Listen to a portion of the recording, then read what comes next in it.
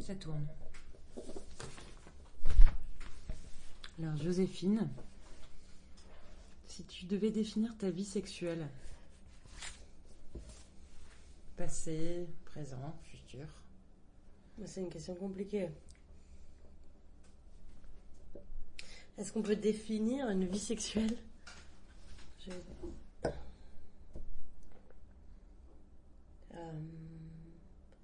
Mais c'est vrai, est-ce qu'on peut définir une vie sexuelle?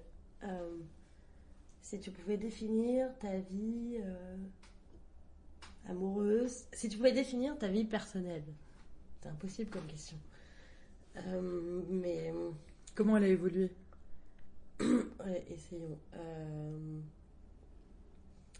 Moi, je dirais que c'est une forme de liberté.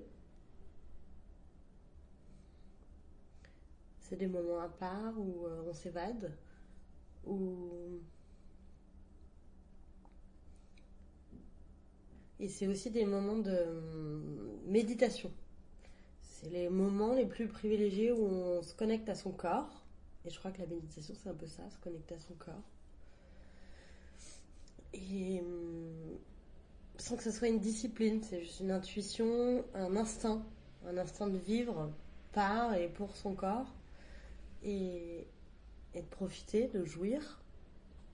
Et alors, c'est aussi un étonnement, puisque quand on parle de jouir, une fois la jouissance arrivée, il y a cette petite mort qui est là, qui arrive, dont on profite pendant quelques secondes, quelques minutes, et puis après on passe à autre chose. Mais parfois, pendant que le désir est très présent, on désire des choses, et une fois que l'orgasme a eu lieu, ou que la jouissance a eu lieu, on se rappelle ces désirs, on se dit mais comment j'ai pu désirer tout ça, comment j'ai pu fantasmer tout ça.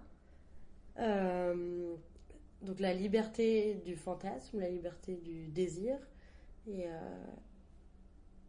est, est variable et dépend voilà, d'une volonté d'essence qui, une fois assouvie, la raison revenant, on la comprend plus très bien. Donc pour synthétiser, c'est une liberté. Liberté des désirs, des fantasmes, et du corps, et de la connexion à un corps. Alors il y a un côté très...